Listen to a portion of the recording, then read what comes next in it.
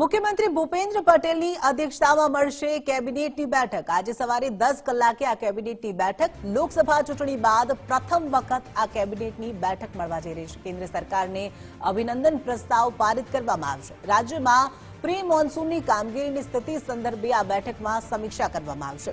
બજેટની નવી જોગવાઈ અને યોજનાઓના અમલીકરણ પર પણ સમીક્ષા થશે।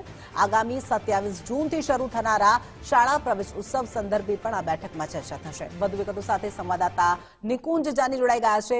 નિકુંજ, ચૂંટણી બાદ પ્રથમ કેબિનેટની બેઠક મળવા જઈ રહી છે। પ્રી મોન્સૂન સિવાય કયા એવા મુદ્દાઓ છે કે જેને લઈ અને આ બેઠકમાં ચર્ચા કરવામાં આવશે?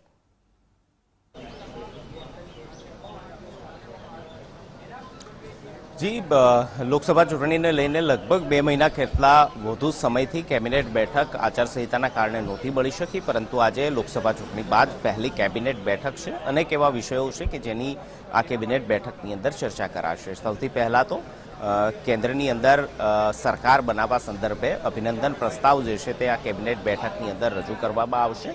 આ ઉપરાંત પ્રી મોન્સૂનની કામગીરી હોય કે પછી આગામી સમયની અંદર શરૂ થયેલા શાળા પ્રવેશોત્સવની સમીક્ષા હોય, આ તમામ મુદ્દે આજની કેબિનેટ બેઠકની અંદર મહત્વની ચર્ચા થશે।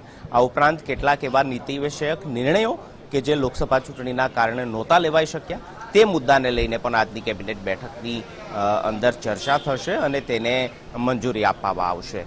કેબિનેટ બેઠક શરૂ થઈ ચૂકી છે। થોડા સમય બાદ કેબિનેટ બેઠક પૂર્ણ થશે અને ખ્યાલ આવશે કે કયા મુદ્દાઓને લઈને આ કેબિનેટ બેઠકની અંદર ચર્ચા કરવામાં આવી છે, પરંતુ લોકસભા ચૂંટણી બાદ આ પ્રથમ કેબિનેટ બેઠક જે છે તે મહત્વપૂર્ણ બની રહેવાની છે। જી નિકુંજ, માહિતી બદલ આપનો આભાર।